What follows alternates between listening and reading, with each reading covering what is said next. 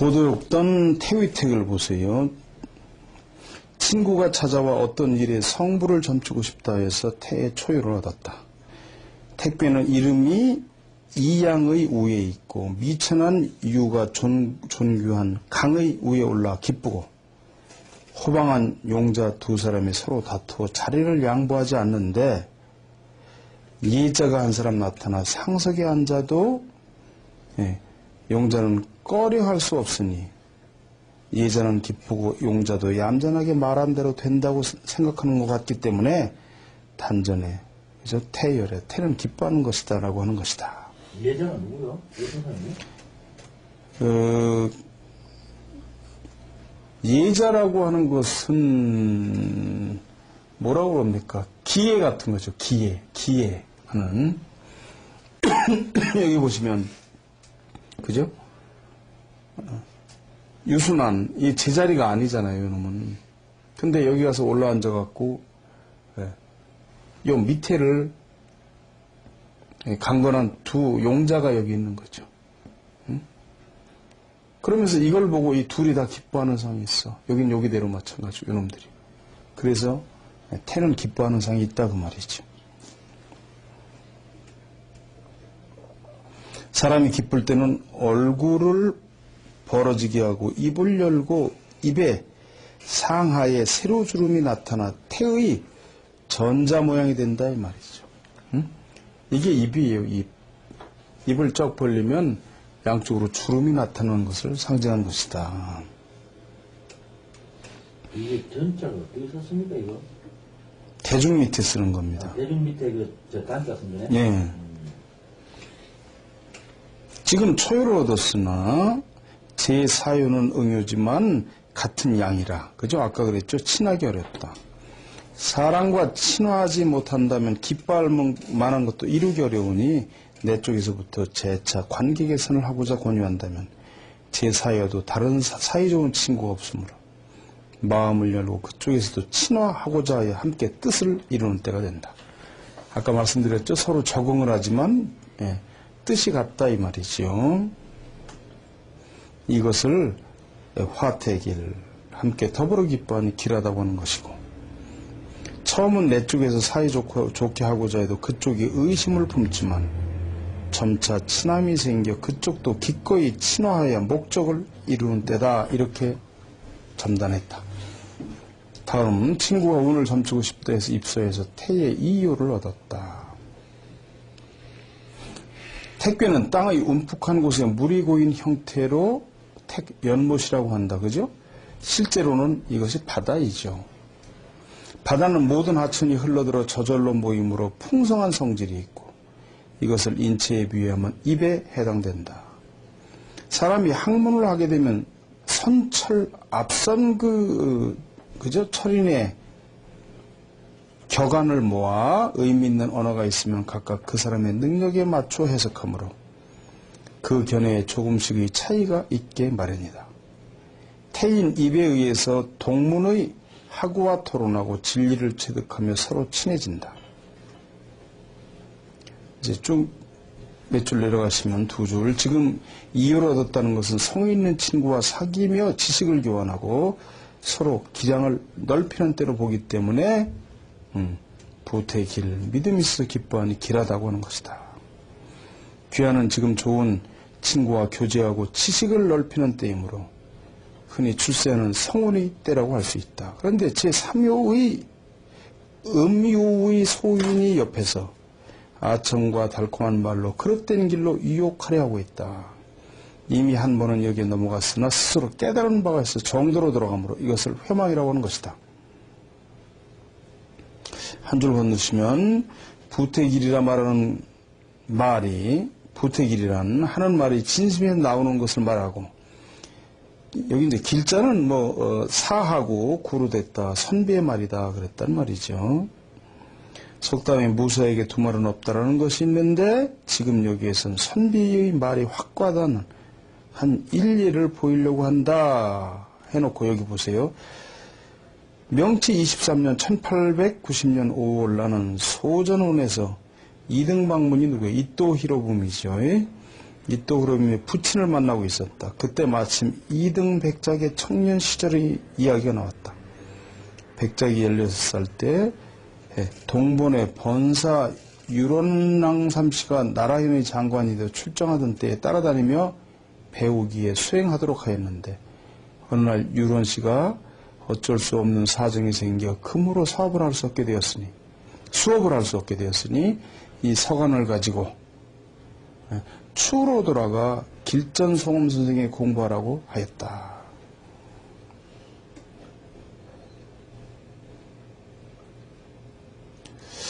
쭉 내려온단 말이죠. 거기서 쭉 내려오시면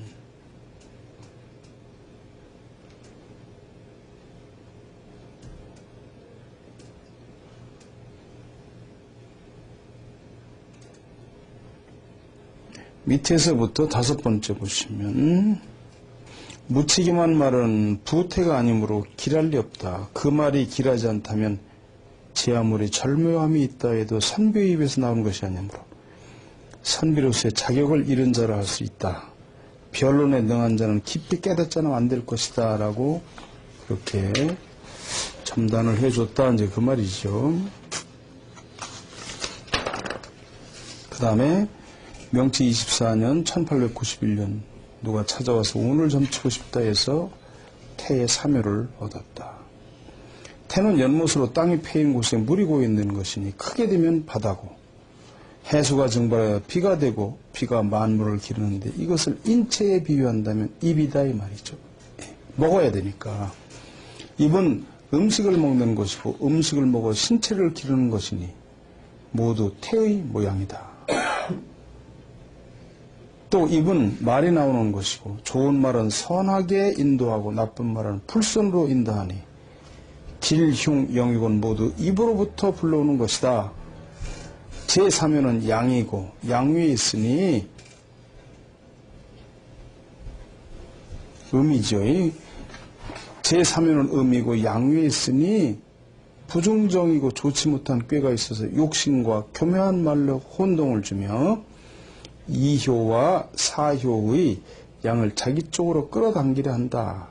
이것을 레태흉이라 하고 자신이 음이기 때문에 아래의 이효에게 알랑거리고 또 사효인 양에 붙어서 이와 사 양쪽이 자신을 사모하도록 하고 있는 것이다.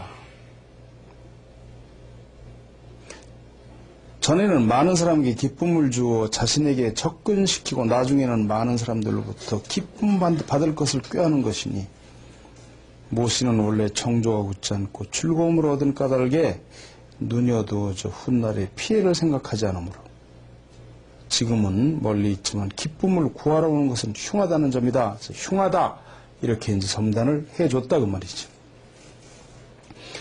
누가 와서 모 고관의 운을 점쳐서 태의 사유를 얻었다.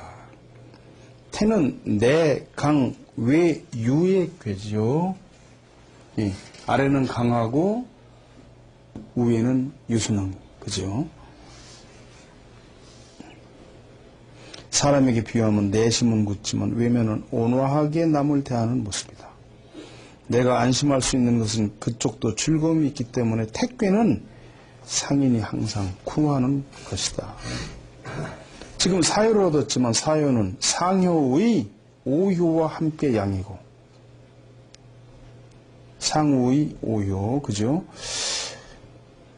비가 아니죠. 왜냐하면 음양으로 만나야 비인데 친비인데 같은 양효니까 하우의 삼효와는 음양상비하고 정이 통하기 쉬우므로 이 관리는 상우에 친하고 의리를 존중하며 현량하고 신의가 있다는 명예를 바라고 있지만 한쪽에서 삼효와는 친하고 쉽게 이익을 얻을 수 있는 것이니 사이좋게 밀착할 것도 바라고 있는 것이다. 명예와 이익을 어떻게 다룰 것인가 하고 마음이 양극으로 움직이 항상 안정할 수 없는 때이니 이를 상태미령 헤아려서 기뻐하니 편치 않다.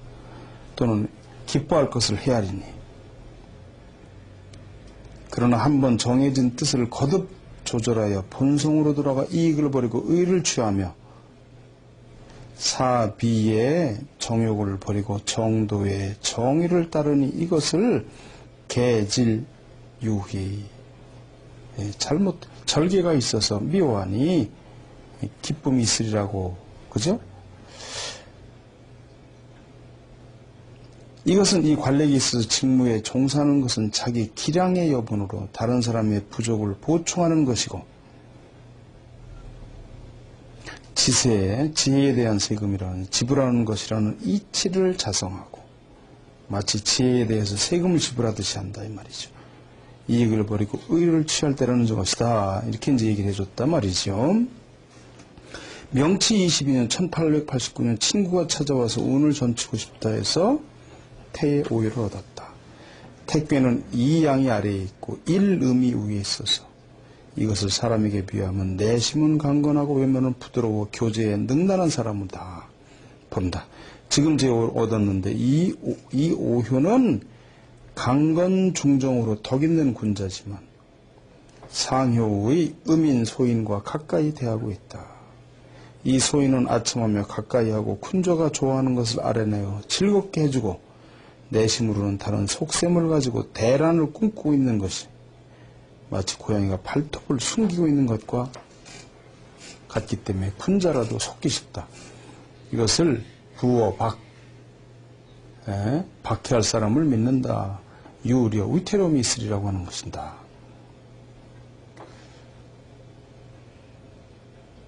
그래서 박을 부한다 하면 적인지도 모르는 채 함께 여행하는 것이다.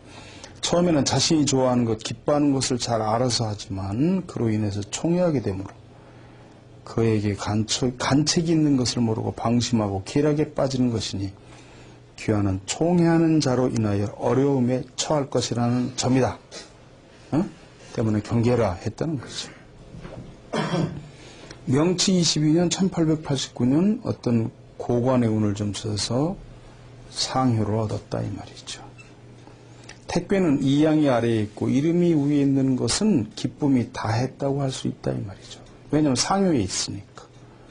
그러나 상효는 괴의 크기고 이보다 위로 나가는 것은 없다. 무릇 만물은 닿으면 극에 이르면 반드시 변하는 것이니 오락도 그 극에 달하면 익숙해져 버려 즐겁지 아니하는 것이 인지상정임을 피할 수 없다. 지금 모 고관이 고위직에 있으면서 사물을 힘겹게 느끼는 마음이 생겨 사직하고 한적한 곳으로 유람할 것을 바라고 있기 때문에 금년은 현직을 사임하게 되는 것이니 이것을 인태, 이끌려서 기뻐한다 또는 이끌어서 기뻐한다 라고 하는 것이다. 그의 겨울 고관은 과연 은둔하였다. 이렇게 저희 월간역학은 1990년 7월 창간호를 냈습니다. 그리고 지금 2020년 9월호 통본 387호까지 냈습니다. 즉 387개월 동안 한 번도 빠지지 않고 월간역학을 발행을 해왔습니다. 제가 창간해서 여기까지 왔죠. 월간역학에는 이런 내용이 나갑니다. 주역, 맹자, 장자, 묘법, 연화경, 아함경, 사주, 관상, 풍수지리, 육효, 기문둔갑, 그리고 하루하루 여러분의 운세가 나갑니다. 이사하기 좋은 날, 결혼하기 좋은 날, 택일, 고사 지내기 좋은 날, 그리고 여러분이 사업이나 여행에 길한 방위, 흉한 방위가 나갑니다. 창간 33년 기념으로 이런 사은 행사를 합니다. 월간역학 1개월 한 권은 12,000원입니다. 12,000원 곱하기 12개월 하면 144,000원이죠.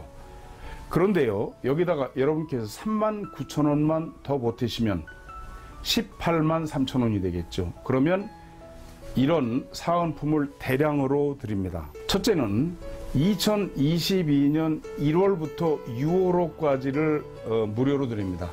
1, 2, 3, 4, 5, 6. 이 금액이 57,000원입니다. 저희가 행사를 하느라고 1월호, 2월호, 3월호를 재판을 찍었습니다. 아마 대한민국 역사상 월간지를 재판 돌리는 건 그렇게 많지 않을 겁니다. 그래서 남은 것이 한 50여 부씩 남았습니다.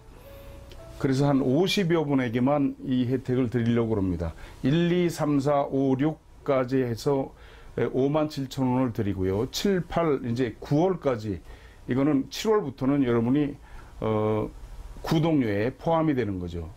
그러나 어쨌든 1월호부터 9월호까지를 한꺼번에 보내드리고, 이 가운데 1월호부터 6월호까지 57,000원을 서비스로 드립니다. 그리고 저희가 국내에서 순국산 황동으로 만든 수맥 탐사봉이 6만 원입니다. 그리고 수맥 탐사봉 케이스가 10,000원입니다. 그럼 이게 7만 원이죠. 수맥 탐사봉은 이렇게 쓰시는데, 들고 가다가 이렇게 X자가 되면 수맥이 그 아래에 있는 겁니다. 그리고 앞으로 걸어가서 다시 이렇게 뚝 떨어지면 수맥이 끝나는 거죠. 이렇게 쓰시는 겁니다. 상세한 안내서가 들어 있습니다. 그 다음에 말이죠, 제가 쓴 천지신명과 사람들께 바치는 주역, 길을 묻는 이들을 위해 점괘 해석을 함께 달았다. 이 책만 있으면 주역점을 칠 수가 있습니다. 38,000원입니다. 그리고 제가 쓴 책인데요, 돈, 권력, 수명, 이 책 안에 다 있다. 마이상법 정해, 역시 큰 책인데 38,000원입니다. 그 다음에 제가 쓴 겁니다. 명당 찾기 수맥 측정 핵심 비결, 2만 원입니다. 이거는 책이 좀 작지만 4지까지 전부 올 컬러로 되어 있는 그런 책입니다. 그러면 이렇게 됩니다. 월간역학 1월호부터 6월호까지 57,000원, 수맥 탐사봉 6만 원, 그리고 주역 38,000원, 마이상법 정해 38,000원, 명당 찾기 수맥 측정 핵심 비결 2만 원, 월간 역학 1년 14만 4천원, 합치면 35만 7천원입니다. 그리고 이 가운데 사은품만 21만 3천원이 되겠습니다. 그러니까 여러분께서 3만 9천원을 더 내시면 사은품 21만 3천원어치를 받으시게 됩니다. 이렇게 신청하시면 됩니다. 하나은행 저희 전화번호하고 같습니다. 02-2264-0258 끝에 1004만 붙이시면 됩니다. 한국역학협회로 18만 3천원 입금하시고 전화 02-2264-0258로 전화 주셔서 주소 성함 불러주시면 사은품 21만 3천원어치를 즉시 택배로 보내드리고 앞으로 1년간 월간 역학을 꾸준히 보내드리겠습니다. 많이 신청해 주시기 바랍니다. 감사합니다.